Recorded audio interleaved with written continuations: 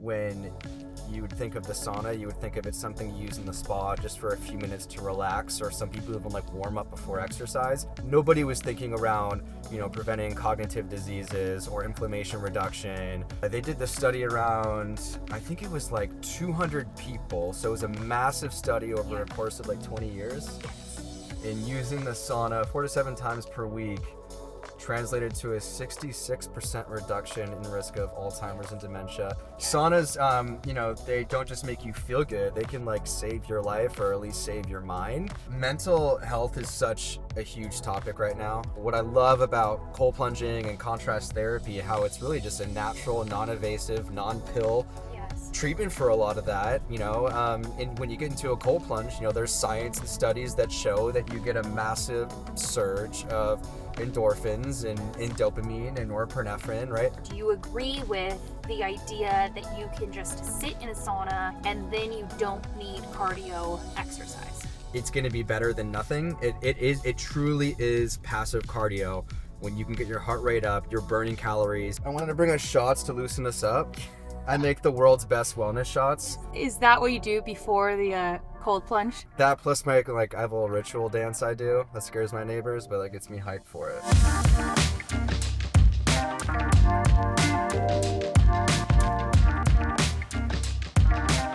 Hey, we are here today in San Diego, California. I'm gonna pick up Tyler Fish, who is the co-founder of Home Saunas. Home is the fastest growing sauna infrared cold plunge company in the US. So we're going to talk all about contrast therapy, the benefits of sauna therapy, and much more. Here we go.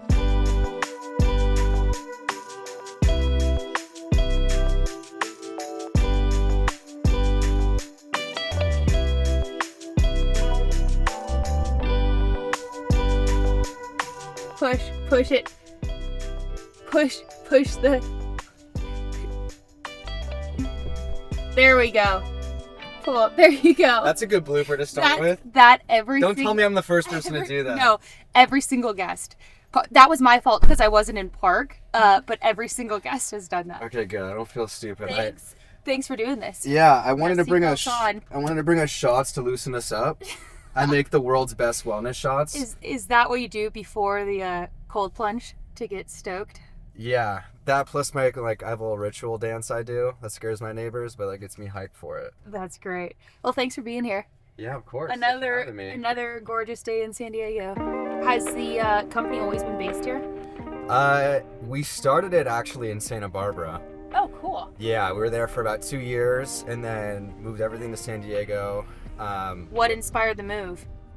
So Adam, my co-founder, and I, we actually met at our previous company. Okay. Selling software. Okay. And Home was basically our side hustle for cool. 3 years. Cool. And I was at that software company for 10 years. And I went to UCSB in Santa Barbara before that. Cool. So, okay, what years was that when you were up in Santa Barbara? That was... Let's see, 2011 to 2019. Okay. So would you say the company was founded in 2011? Around then, a little after that. We didn't really go public until around 2018, 2019. Okay. So yeah, we launched, we went public with that. And what really inspired it was Adam and I became best friends, fast friends. Within 6 months, we're hanging out every single day. And summer was coming up, and we have a good friend from college that lived in Sweden. Okay. And we were all right, well, let's just go hang out with him for a week and then kind of mob around to some of the other countries surrounding him. Yeah. And then we stopped at Finland, and we stayed at an Airbnb where it was basically a compound where this nice older couple and their family lived there, and then they had a guest house that was a few hundred yards away. Yeah. And then we noticed they had a huge traditional wooden sauna, and it was a daily practice where they invite their guests to come sauna with them. Cool. Before they made dinner. Cool. And what we found out that it wasn't just a practice that they did, it was everyone, right? Yeah. Having a sauna, we found out quickly, it was as common as having a household appliance like an oven, right? Yes. And so you really get an amazing sense of community building, and that's where they do like their dinner table talk from the day. They do that in the sauna prior to dinner. Wow.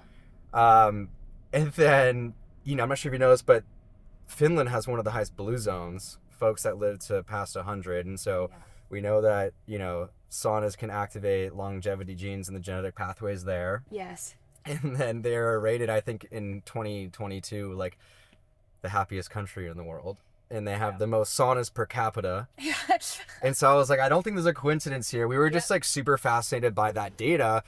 And then just how we felt after the sauna. Right. Adam and I are both wellness junkies. And so we wanted to be able to make that more accessible in the States. Yeah. Back then, if you wanted to use a sauna, it's a stinky old gym sauna, or you're like at the Four Seasons and having to use it there, or it's mostly steam instead of like traditional or infrared. So it wasn't very accessible to the public. And so we wanted to make it a lot easier, but then also those that you could buy for like your private home, the manufacturers at the time, it was really just outdated designs. Yeah. It wasn't something that you wanted to like, it wasn't a marvel of the home or the centerpiece. It was like an ugly wooden box in the corner next to rusty weights. A lot of questions to dig into here, but let's start with design actually, because I think that's, interesting, and I'm glad you brought that up. That's one thing that you notice with your product design is that they're great looking. I mean, they're something that you would be proud to have in your house. And how do you guys think about that? I mean, is that something that, there's only so much, I'm sure, complexity, right? You can do a barrel design or just kind of the standard, square design. But how much of that has been a part of your product plan and the priority for you guys?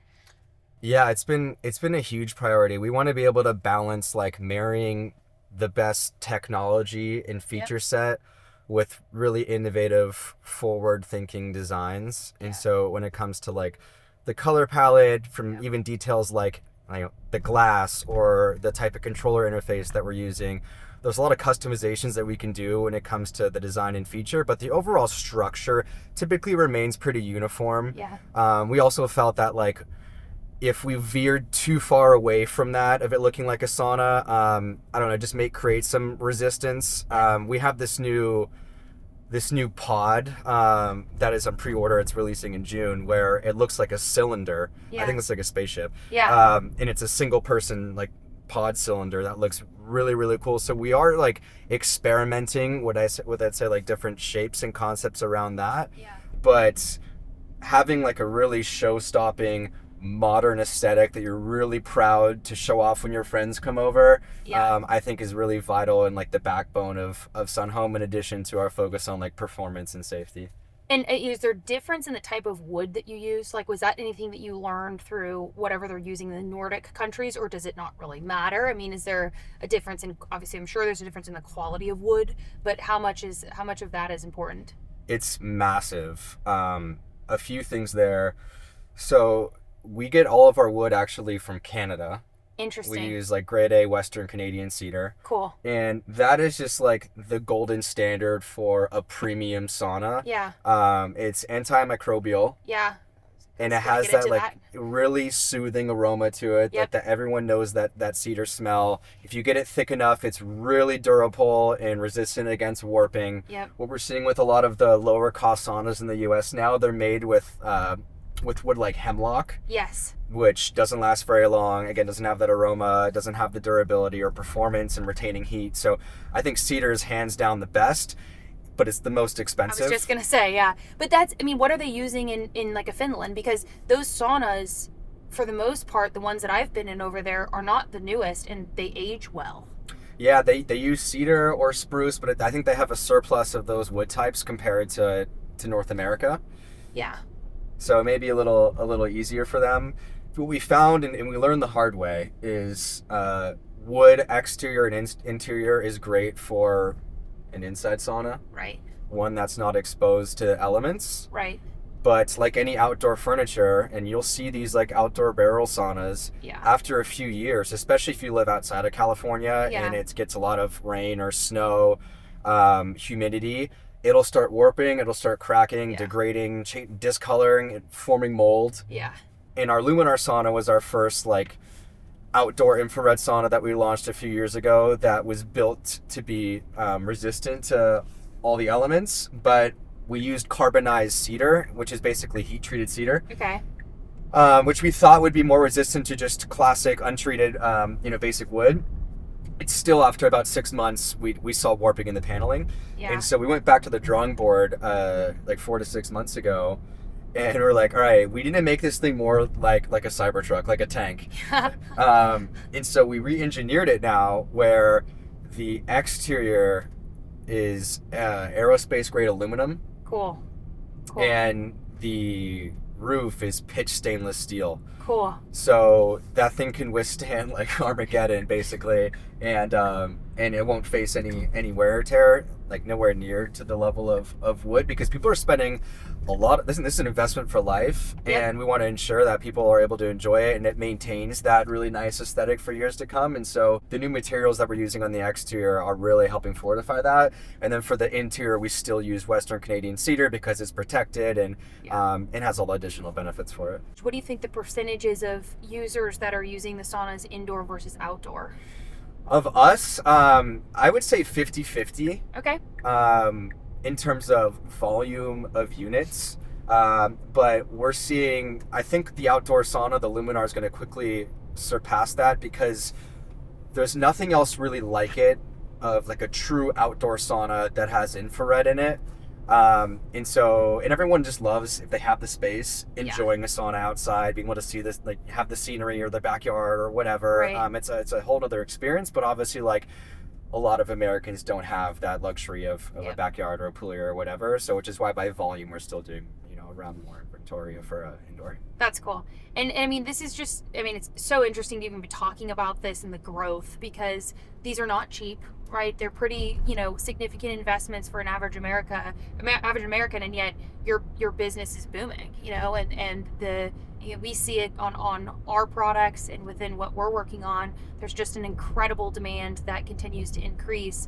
And yet, as we started, I mean, this particular sauna therapy, I mean, you can look at different research, but there's some research that shows that this dates all the way back to like 2000 BC or 10,000 years ago, depending on what you look at. And it was something that people actually like dug caves, dug into the ground for, and then used wood fires and rocks and different things. So this is not new. To your point, the countries that are using this particular sauna therapy are blue zones. People are living longer. Why do you think, and you've been in this now for a decade working in and around this, why do you think that your business is growing so much right now and over the last few years? What do you really think is happening in America? Yeah, I think the wellness category in like preventative modalities are exploding and are showing no signs of stopping for a few different reasons. One, I think there's just scientific validation now around the benefits, short and long term, of thermal therapy for both saunas and cold plunges. I feel like back when I was a kid, when you would think of the sauna, you would think of it something you use in the spa just for a few minutes to relax, or some people even like warm up before exercise. Nobody was thinking around, preventing cognitive diseases or inflammation reduction, or any of those types of benefits. And with cold plunges, that's a rather recent modality that's being popularized here. I feel like that wasn't even a discussion 15 years ago. But all these studies now that are coming out, I think, are really reinforcing the power and reasons as to why every American should be indulging in these type of activities. I know we talked about it earlier, but the studies that they're doing out of the Nordics, like in Finland, are making their way here, specifically around preventing cognitive decline and disease, and ensuring strong cognitive function. They did the study around, I think it was like 200 people. So it was a massive study over a course of like 20 years. Yes.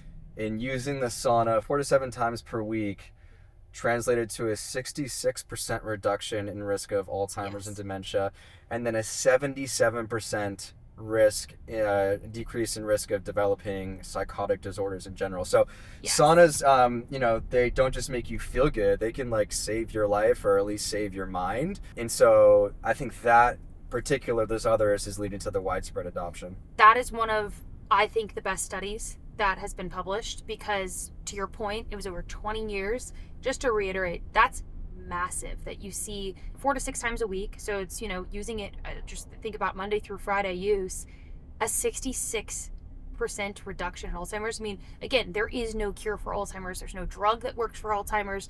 There's so much of this, and I think that you're right. My view on this is that it's kind of a combination of multiple things.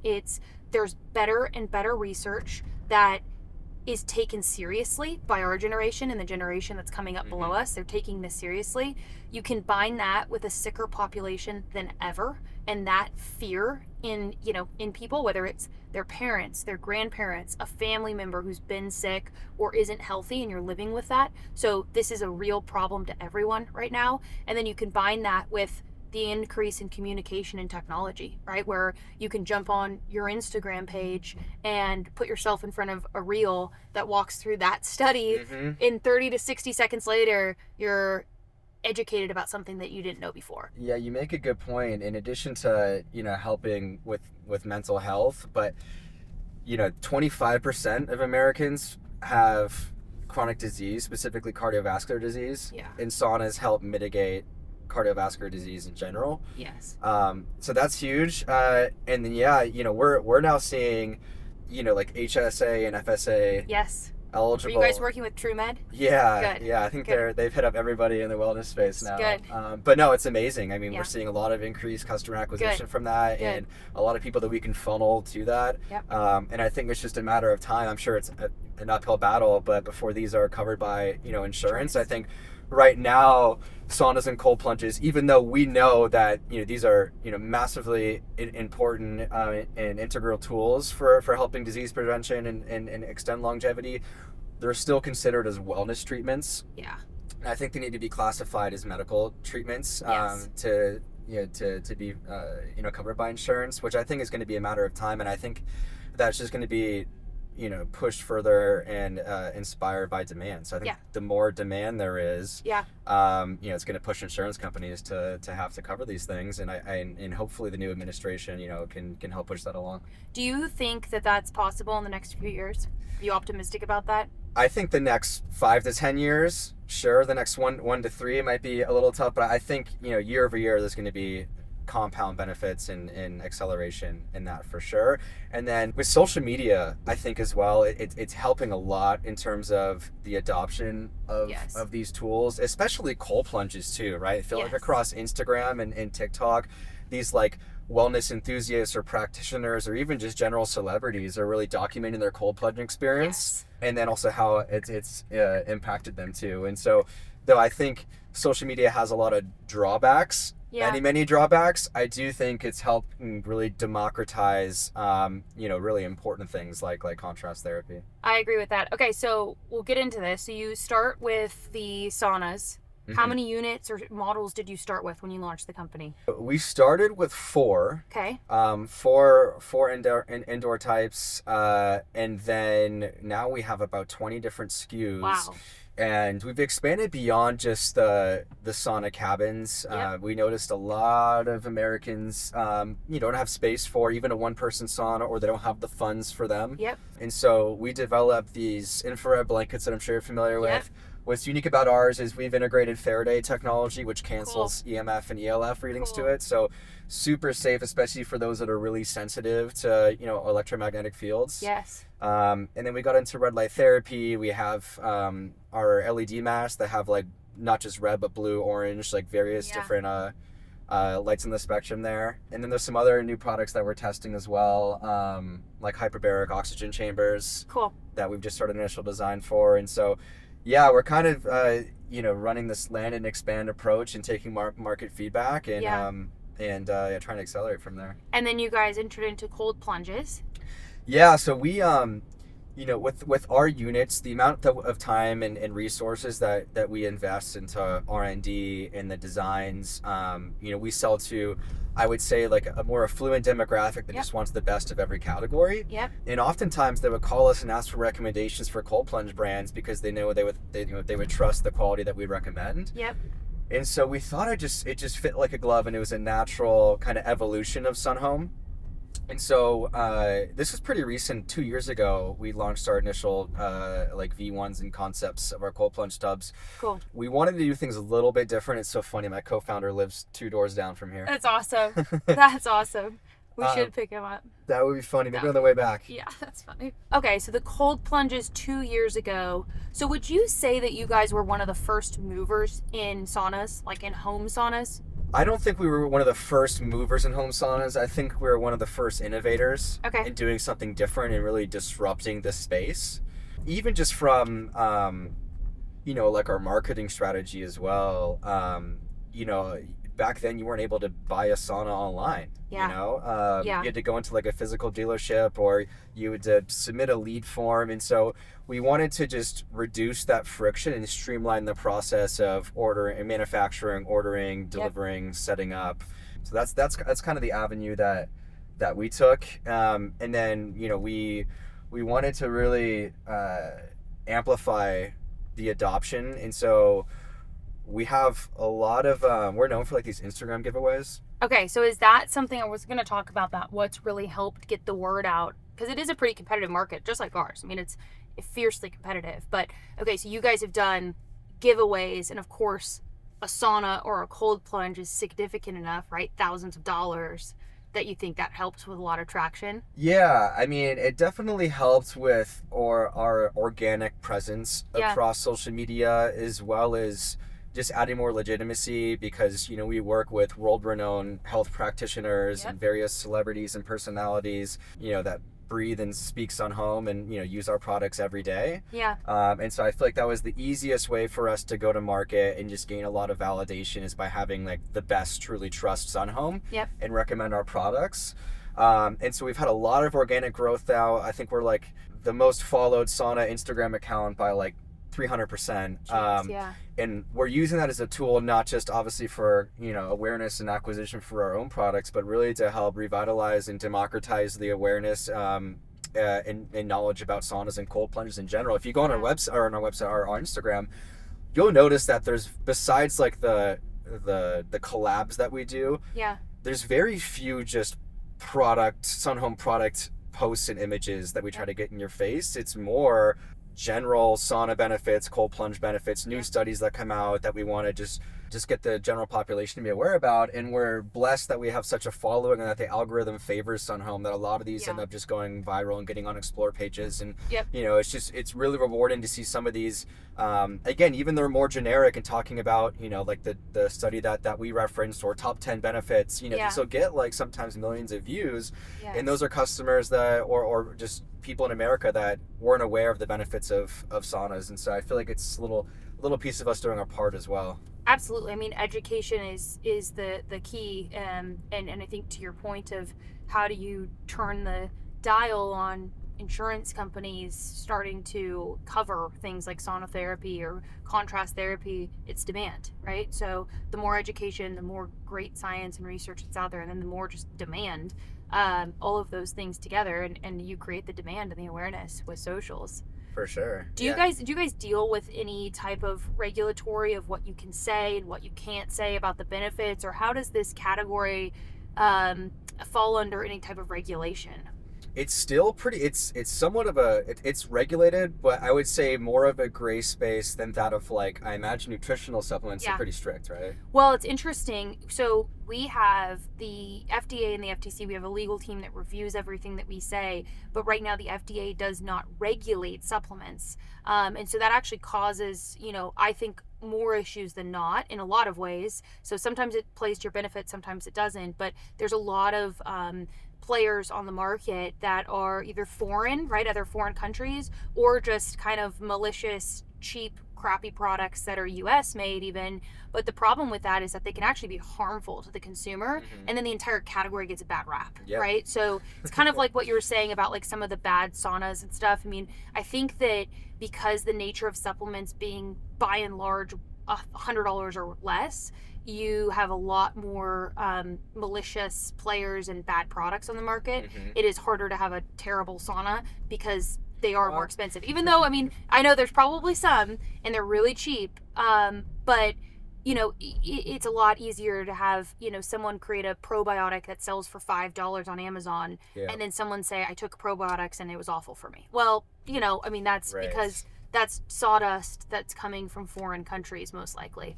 So, Yeah. I mean, we're seeing the same thing, especially in the cold plunge space, yes. where the business will launch 6 months ago, and the website looks like all of the other premium cold plunge sauna brands out there. So Yep. to the consumer that's first starting their shopper journey and don't Yep. have loyalty or affinity to a specific brand, or maybe word of mouth recommendations, it's really deceiving. Right. Like, these websites look badass. They make the same claims and benefits and product specs as all of us. Yeah, everyone's saying the same thing. But all they're doing is, it's some kids that will just maybe go on like a tool like Alibaba, Yep. find a cold plunge manufacturer with just has a standardized design, Yep. slap their logo on it, Yep. and then drop ship them across the states, and then they end up breaking in 3 months. And like, to your point, then somebody has a horrible experience with the product and thus thinks the category itself doesn't work, and it gives everybody a bad rap. And so the past few years, especially in the cold plunge space, it's been extremely saturated. If you type in cold plunge, Yeah. buy cold plunge, you're inundated with all these shopping ads, and TikTok ads and everything for it. But we've noticed a lot of these, they'll just drop like flies after a year, because those products only last like 3 to 6 months max. Yeah. And then they have to, uphold their warranty. Yes. Handle, it's expensive to ship these things back to the Yes. warehouse, which they don't have. It's somebody in their apartment. Yes. And so all these brands are going under. And so I think this year is really the year of consolidation, where there's going to Yep. be a select few that are going to be resilient, that are real companies that, have trust in themselves and the consumers, and make high quality products. So, okay, so speaking of which, I mean, manufacturing's hard. Obviously, now we've got like some tariff pressure that may or may not really impact us. Let's just see what happens with it. But how do you guys think about manufacturing and controlling, quality manufacturing, and make sure that the products are great and that they, can withstand the years and years of use? Is it something that you're hands-on with? Is it something that, has been difficult? Yeah, well, for me, I feel like it's a balance. It's a yin and yang, because I'm not like an analytical person or necessarily like attached to the finance team as much as I should be. So my whole ethos and like the way my brain works, I'm always like, how can we reiterate and make it better, more resilient, more features? How can we stack more technologies together, just improve the customer experience and make people more in love with the solutions? Yes. But that costs more money, right? And so we just invest so much in R&D and testing new tech, and exploring new vendors. But we have to strike this balance, because there's a certain cap in which a customer will pay. If I'm like, oh, like, we can switch to this new insulation vendor that I think will reduce the heat up time by, let's say, 5 minutes, but it increased our COGS by X%. It's like, we don't know if the customer will necessarily value that as much. So I think it's playing with that and trying to create this perfect balance between quality and cost. I think QC is very, very important, especially with a product like ours, when someone's, let's say, paying over $10,000 for a sauna. Exactly. What do they expect? They expect perfection. Yeah, and incredible customer service, I'm sure. It's huge. I mean, I feel like our journey as a company with the customer starts as soon as it's delivered, not after they make a purchase on our website. Yeah. And so we have probably a higher ratio of headcount of customer service to other employees in our business than many other companies out there. Yeah. Because we want to handhold our customer. We'll do, even though we have high volumes of orders, we'll take the time for a tech to do a 30-minute FaceTime demo with somebody around how to use all the functionality of their sauna, what the maintenance protocol is. And, we want to make sure that we maintain positive reviews. And, we're pretty big in the space, but we're a smallish business, and, we really rely on word of mouth to help fuel our growth. So we want to make sure that every customer just has a really positive experience, and we'd rather have 10 people that are ecstatic about our product, that call all their friends up to have sauna parties, than, 100 people that rate it a 7 out of 10, Has that been most of the growth, has been word of mouth? I mean, is it a lot of that, or what would you say it's more just digital marketing? I would say a lot of word of mouth. We also we get picked up by a lot of these editorial-driven media publications. We'll have like Forbes reach out. Okay. And they'll say, hey, we're conducting thorough, in-depth product testing. Okay. And we're going to be, running a best, let's say, cold plunge of 2025 article. Okay. So we're surveying all of the top brands in the space, and then we are going to be unbiased and have our editors test every single one, and then pick the best. And then we've been rated number one and market leader by all of them. So awesome. By Forbes, Wired, Business Insider.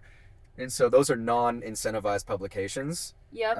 And it's not like a sponsored by Sunhome or anything like that. Inside people can recognize that, and we just have gotten a lot of traffic and trust from that. But yeah, it's crazy. Like we'll see in like Rancho Santa Fe. Yeah. We'll get a few orders from there, and then a few months after those orders deliver, 10 more orders within like the same few blocks. Yeah. And so I feel like it's a community thing. For sure. Right, I'm gonna do a loop around the block.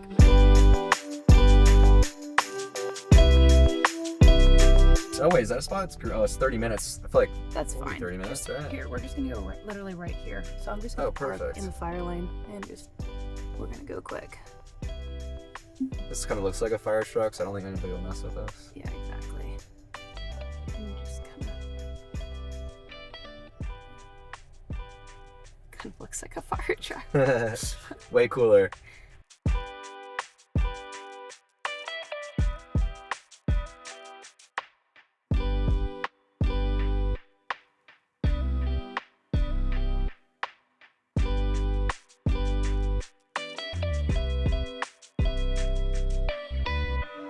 How's your biz going doing that? I like the website a lot. Looks like you guys are doing a lot of cool things. Yeah, our business is going very well. The top products for us right now are our hormone balance product for women.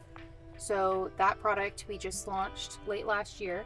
And then we are also investing pretty heavily into weight and metabolic health. So we're launching a product and it's called Feel Full. It works kind of like a natural GLP-1 drug, but it works acutely. So for like 3 to 4 hours with natural fibers, prebiotics, and a mineral called chromium.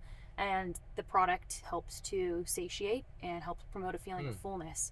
So that's Use something. Those back when I was cutting. Yeah, exactly. So that's really what we're focused on, is how do we start to, from a gut microbiome standpoint, tackle these huge issues that our country's facing, like obesity and metabolic disorders, dysfunctions, and then, hormone imbalances for women. So that's what we're really into. So I have 2 probiotic questions. Yes.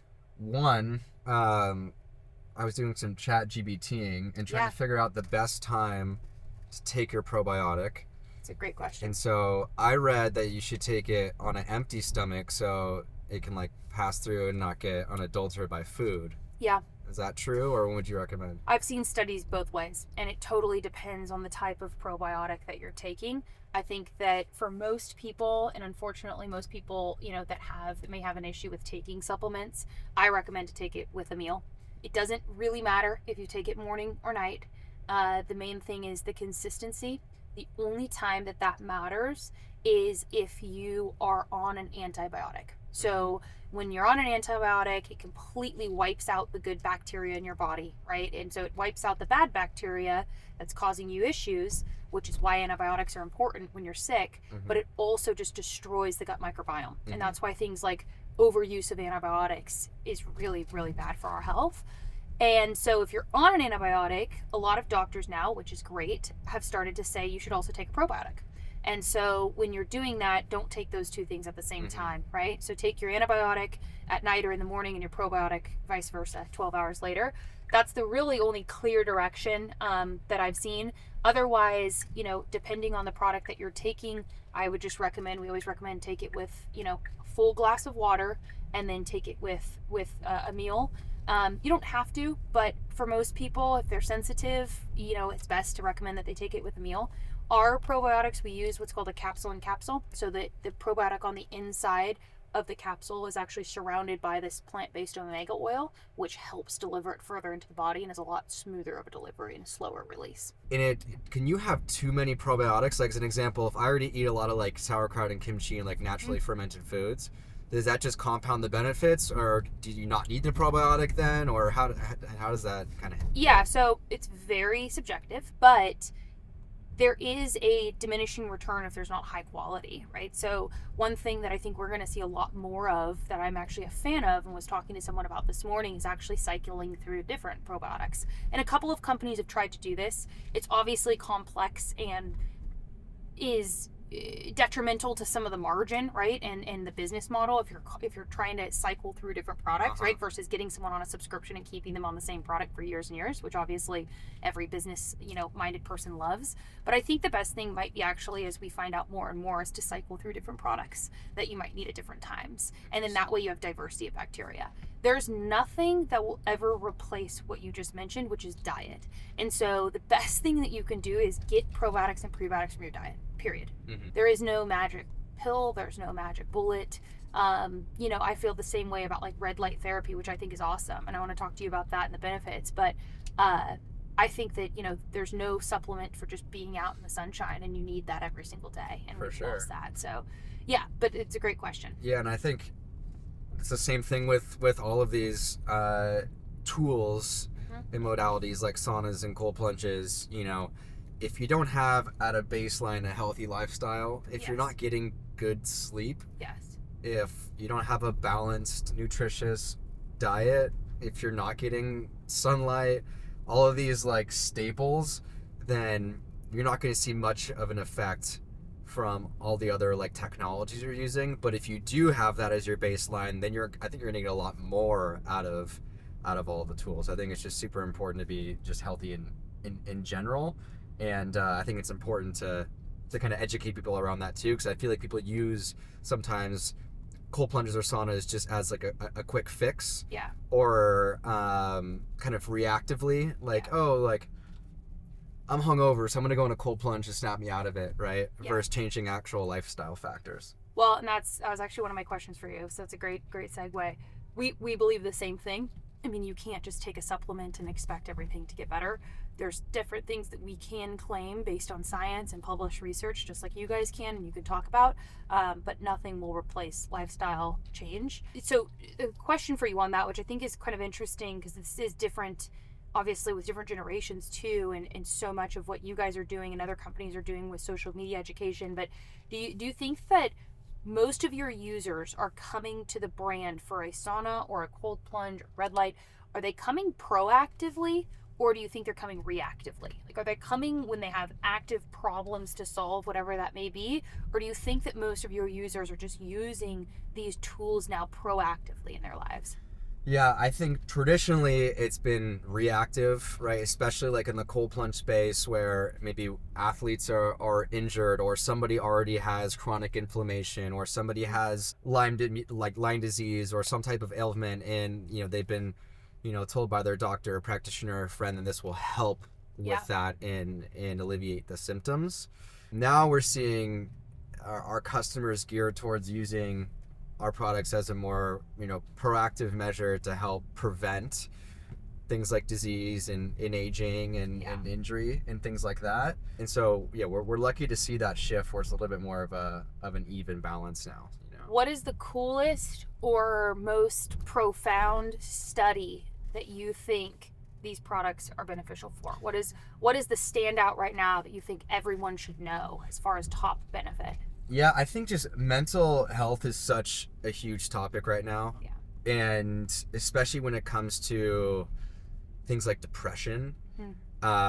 And so many friends and family members that I know are just prescribed antidepressants by their therapists or doctors as a means of kind of just like numbing the pain and kind of stuffing it away. And we all know that those types of drugs are, they're pretty hardcore and not the best for the brain or the body. And so what I love about cold plunging and contrast therapy, how it's really just a natural, non-invasive, non-pill Yes. treatment for a lot of that, and when you get into a cold plunge, there's science and studies that show that you get a massive surge of endorphins and, Yes. and dopamine and norepinephrine, right? It's like these happy kind of chemicals. And a lot of people think of saunas and they want cold plunges, let's say for like the recovery or reducing inflammation or improve sleep. Like, sure, you're gonna get all of that, but for me, and where I see the profound benefit is like this kind of, I don't know, like neuro cocktail that you get in these surge of just happy mood inducing chemicals. Yes.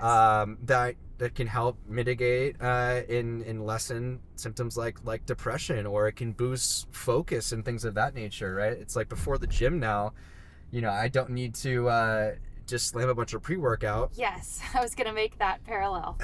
Because I'll just go in like a 36-degree cold plunge for 3 minutes before. Yeah.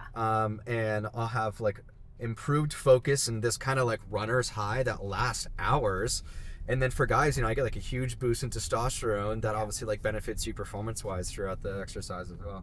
The interesting thing, I saw something the other day that this was something that stood out to me, and it was, someone comparing, as a cold plunge like drinking a cup of coffee.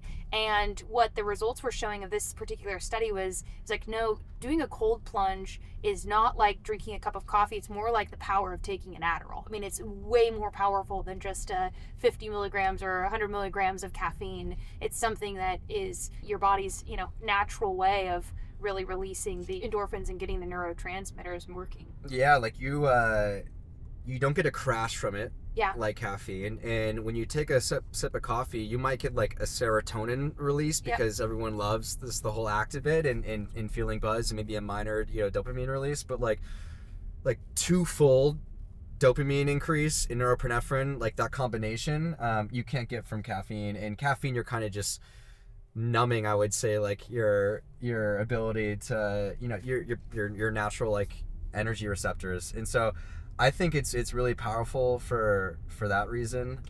And you mentioned sleep. Yes. Though I do like to, there's a few things there, especially with saunas, how if you sauna like within 2 hours of going to bed, there's science that it increases and improves deep sleep and restfulness, and you can use your Oura Ring and track that too. And I think it has to do with you're in a more relaxed sympathetic state, right? Yeah. And so you just naturally you want to go to bed, but your body temperature, your internal body temperature is a lot cooler because it's fighting to cool itself down from the sauna heat as well, and your body sleeps a lot better when it's in a cooled state as well. Interesting. So, okay, so let's go into some of just like the overall kind of tips and tricks, some of the key benefits of, contrast therapy. And if it's just specific, sauna therapy or cold plunge, that's fine too. I think that would be awesome. Kind of the most commonly asked questions or benefits that you guys are going through. Yeah. And I'll actually flip it on its head. And, there's amazing and complementary benefits for both. Yeah. But I think when you silo them as well, you can get different types of value from it. Cool. So for me, I'll always do cold plunging earlier in the day, because I find that if I do it late at night or within 3 hours of bedtime, it's kind of like having caffeine before in the way that it provides like a stimulating effect. Yep. Right? And when you have a bunch of norepinephrine release and adrenaline, you don't necessarily think of, all right, it's time to like relax and rest and digest and go to bed. Mm-hmm. And you want to make sure that your body can heat itself up naturally. There's a lot of like just natural biological benefits with being able to do that and not having an assist from a heat therapy tool, right? Including calorie burn, right? Your body works super hard to warm itself back up. Yes. After being submerged in cold water for a period of time. And same thing with saunas. And so if I do a heavy sauna session earlier in the day,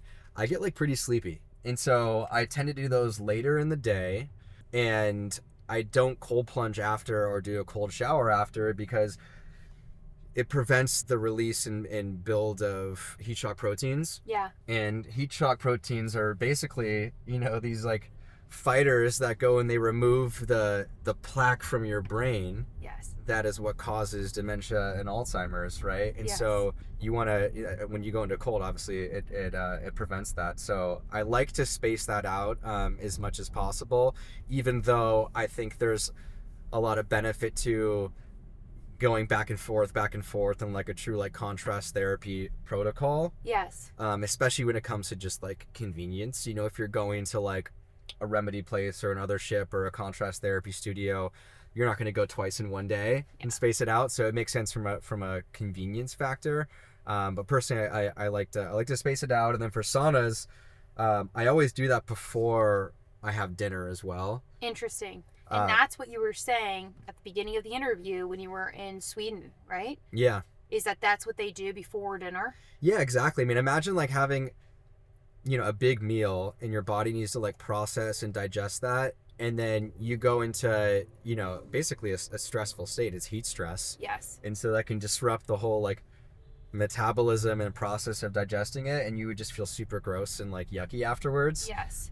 And so when you sauna before, you kind of get the body prep for consuming, and you activate your metabolism, and so you can digest actually way better if you sauna before a big meal like that. So that's what the kind of traditional, at least in the Nordic countries, that's what you find the traditional way to sauna is. Yeah, and you know, I don't know if that's just the traditional way they've always done it, or if that was their thought process, right? Yeah. And I personally get hungry after a sauna because your body's working, right? And you're burning calories, and it's like stationary cardio. Yes. And after a big run, I'm always like, damn, like let's grab grub. So it makes sense physiologically. Is there good science, or do you agree with the idea that you can just sit in a sauna for whether it's 45 minutes or however long, and then you don't need cardio exercise? It depends on what your goals are, right? If you're stationary and let's say you have a broken leg, yes, it's going to be better than nothing. It truly is passive cardio. When you can get your heart rate up, you're burning calories, and you're getting similar cardiovascular effects to that of like a light jog or a fast walk. Yes. There is a hack there. Like, you want to keep your heart rate elevated for as long as possible, where if I go into a sauna, if let's say it's preheated at 150 or 160, and I go in without prior exercise, it takes me a while before my heart rate readings are elevated, you know, beyond like 120 or 130. And that's where you're getting a lot of like the passive cardio benefits. And so what I would do, if you're at a gym, go on the Stairmaster for 10 minutes. If you're at home, I don't know, do some jumping jacks or run around your living room or whatever. Get your heart rate elevated, go into a preheated sauna, and then your heart rate is going to remain at that state. And so now you're basically doing pre-exercise, and you're going to get more calorie burn and more cardiovascular benefits from doing that beforehand. And by the way, the cardio that Tyler's talking about is insanely important for preventing cardiovascular disease, which is the #1 killer of Americans. Exactly. Yeah, and that's why this is such a great tool for it, because a lot of people, it's tough to convince somebody in Americans that aren't used to getting exercise, to going in a gym, to, you know, going on an exercise bike, to lift weights. But when you can say, go into this sauna with some eucalyptus oils and put on this awesome podcast here, it's a little bit more enticing, I would say. And, you know, again, for people that are, you know, forcefully stationary, whether that's from an injury or whatever, right? It's a great tool to help them out that way. Well, and part of the problem is that our culture is so comfortable. We love comfort. We love easy comfort. We have every tool in our toolbox to make us more comfortable. The reality is that everything that's good for us physically does require some sort of discomfort or break from the mold. So what is your take, and what would you say is just encouragement to, you know, a user who might not be healthy and is trying to really turn things around from a health perspective about doing things that are uncomfortable? Yeah, well, first of all, I think it's important for everybody to seek discomfort, right? I think that's where growth happens, and you're building resilience. And you just become more comfortable with doing things and doing hard things you don't want to do, right? Like Marcus Aurelius, it's like ancient Stoic philosopher. He says we treat the body rigorously so it is not disobedient to the mind, right? Yes. And I think that's just so true. You know, for me, getting into cold water, especially when it's not a sunny San Diego day Yes. and it's on my rooftop and it's something I really don't want to do. For me, it's getting into that 3 minutes of usually 32 Fahrenheit for not necessarily the physical benefits, but for knowing that I'm just doing something that, you know, is against my my own like natural will. Yes. For me, that's the benefit. If you can conquer that concept about easily flipping a switch and doing something that you know you don't want to do innately, then I think you're golden. And I think we need to convince and make sure it's more commonplace for, you know, for everybody to do that. Yeah, and it's a concept that, you know, philosophically, you know, there's hours of discussion of how we got here into the level of comfortability. A lot of it is just technology. But the other thing is it's a concept that extends into the rest of your life, whether that be relationships or family, raising children, obviously running businesses. I mean, it totally extends into a confidence really throughout the day of, yep, I can do this. Yes, this is difficult, but yes, I can do this. And by the way, I can do this and I don't need the help of a drug, right? Mm-hmm. Or the next easy fix. So I think that what you just tapped on, I think, is the kind of theme that I'm very hopeful because of leaders, because of businesses like yours, these conversations, I'm very hopeful the next generation really embraces even more than our generation has. For sure. Yeah, I think everyone is just too comfortable with being comfortable and having everything easily accessible, and they don't want to be inconvenienced. Yep. And yeah, I think the ice bath or a hot sauna is just one little lever that you can pull that can help you be more resilient. And and that's why it just creates so much purpose for me running a business like this, is that you know that it's truly helping people live a more confident, better life and improving their day-to-day. Yep. What are some of the other things that, just kind of tips or things that you think would be helpful for users to know about either of these therapies, and also red light, and how you might be combining those into one solution?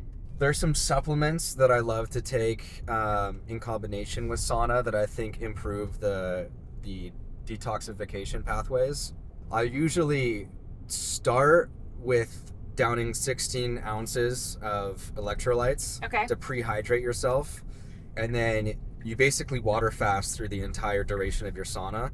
You know, contrary to popular belief, you want a mild dehydration, because that activates a certain hormone called EPO, which increases blood plasma. Basically, just it drastically increases the amount of blood flow to your muscles, your kidney, your heart, your liver, and you need a mild dehydration effect for that to take place.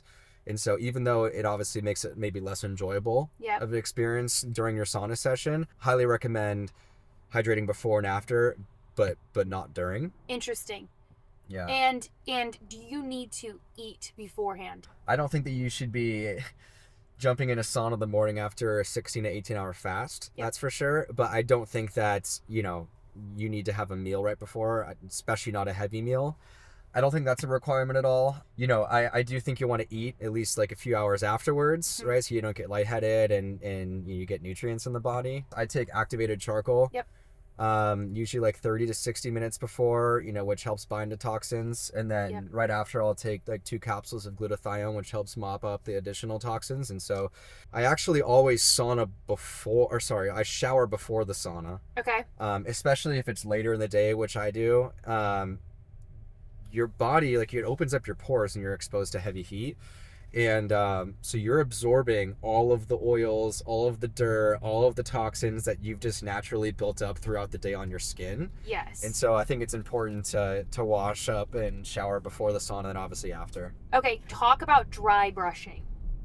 The benefits of dry brushing, what someone should know about that. Yeah, I think dry brushing, as well as I always mess the name up, but using the gua sha in the sauna as well. Those are 2 really good tools to help with lymphatic drainage and aid in the detox process. Yes. The dry brush, you can get this online. You just want to make sure that it's like organic, high quality bristles, right? Because that's like anything could kind of brush off and get absorbed during the sauna. But you want to do that as a practice like 10 minutes before you're going in the sauna and you're not sweating yet. Okay. And the gua sha is something that you can use in the sauna. I have it. You can get like an extra large one, like on Amazon or whatever, and then just do slow movements around your lymph nodes, and that can really help move things along and help with detox and lymphatic drainage. So those are two really cool tools. And then I'll get like organic essential oils and kind of drip that across the wood just to create like a really nice experience as well. Yeah. And then to layer on top of that, we recently released the new Sun Home mobile app. You can control all of your Sun Home products through it. So let's say you're on the way home from work or whatever, and you want to activate your Luminar sauna to get it preheated and make sure your cold plunge is set at 32 degrees tomorrow at 9 a.m. Cool. You can have that control. But what I love about it is the access to all the pre-built-in guided meditation and breathwork sessions. Awesome. So we have really amazing professional like breathwork coaches that have basically like these like recordings that go along with your session, and that's all included natively in the app that you get when you buy one of our saunas. And so I think that is the trend that we're moving in is how can we integrate various technologies and practices into our products, and how can we make things more stackable, right? So we want to build in integrations with like your Whoop or your Aura Ring, so it can start sensing all of your biometrics and kind of reading your body and then identify, all right, based on, you know, what we're seeing now, you should, you know, do a sauna or a cold plunge at this temperature for this duration. Yeah. Right. And just getting smarter with data in real time and having these kind of preset but customized programs. That's awesome. I really wanted to get to that point of doing hard things because I think is something that is one of the most important aspects that, you know, threads the needle between all of these therapies. For sure. And when you think about doing hard things, nothing gives you more anxiety in conquering a hard thing than our Cold Plunge Pro has this capability to make ice. And so basically it's these copper coils that freeze this stainless steel tub, and it creates like thick floating glaciers, like literally this thick, that floats across the entire surface of the water. And so when you look at like a classic like 38, 39 degree cold plunge, it looks cold, you know, and you know it's going to be cold. But when you just see like it looks like you're in a frozen lake, it's a whole nother level of anxiety you have to conquer. And it's just a bigger dose of cold. And so looking at that helps. I think I know the answer to this, but do you think that most consumers have a harder time with the cold plunge or the sauna? Yeah, absolutely. Nobody likes being in cold water. Yeah, it's the cold plunge. Yeah. Everybody loves the effects of the cold plunge, but I don't care who you are. Yeah. We've been trained innately to not like freezing cold water. Yes. You know, so no one likes it. But if you think about the benefits or the feeling, like I really enjoy the feeling, even though I typically space the modalities apart. I love doing a cold plunge before a sauna and then going into the sauna and feel my body gradually warming up. It feels like I'm in a cozy blanket and I can stay in the sauna for longer. Yes. You know? Oh, that's great. Any type of sauna is great. I think people should understand and, you know, be educated on the differences between a traditional sauna and an infrared sauna. Can you walk through that? That was one of the questions I was going to ask, actually. A traditional sauna is what has been used, you know, for centuries, where basically it's a wooden cabin with an electric stove in it with hot rocks. And the easiest way it gets you hot is it just creates heated air. Basically, it heats the air to like 180 to 200 degrees. And when you're in a hot environment, your body sweats. That's a natural, you know, physiological response, right? And that induces the sweating. And that's basically it, right? And infrared was actually developed by NASA a few decades ago, and it actually uses infrared light. So it's a particular wavelength that you can even like get from the sun to penetrate the body directly and heat your body from the core up. And so instead of just heating the air, these infrared wavelengths, especially our saunas where they're wrapped around the entire cabin, so you get like 360 degrees of infrared penetration. Yeah. It heats your body up directly, and so it penetrates your muscle tissues, so it's more effective for reducing inflammation, because that's basically what it does.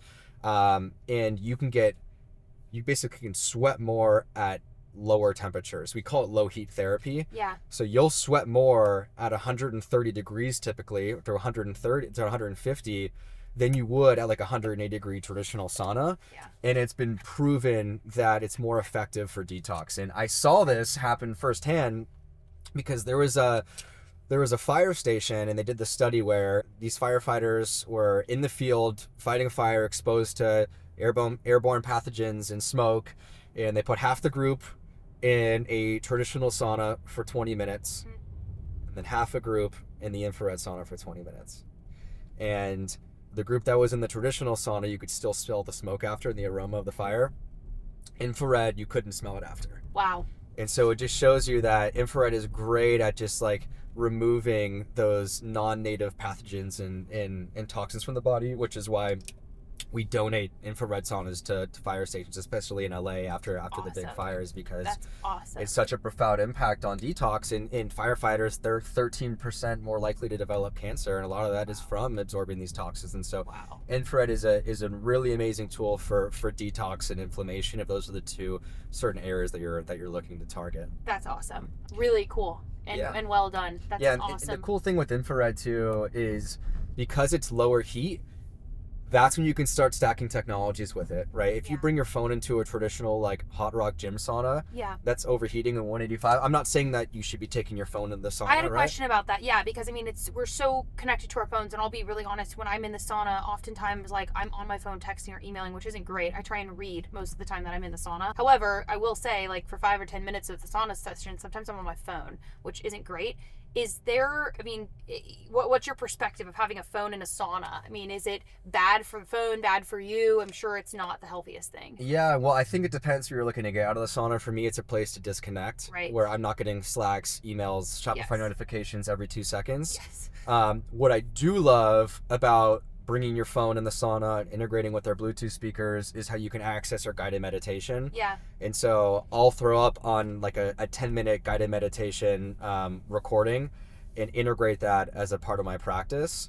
Or sometimes I'll put on a podcast. I would not recommend just deep scrolling on Instagram. That's creating the opposite effect that you want. But I do think technology can provide a value in your sauna session. And then because infrared is lower heat than traditionals, we can also bring in, like, we have a red light therapy device and a tower that integrates with the door of our luminar, so you can start using red light and infrared at the same time. So from like a convenience factor, you don't have to in the morning spend 20 minutes in front of your red light and then do 20-30 minutes in your sauna, right? You can get a lot of those benefits at the exact same time. That's awesome. Cool. Okay, well, this has been an awesome episode. We are here wrapping up an OB, Sunset Cliffs in San Diego. Not a bad view. So awesome. Thank you, Tyler. Thanks for having me. This is epic. Great.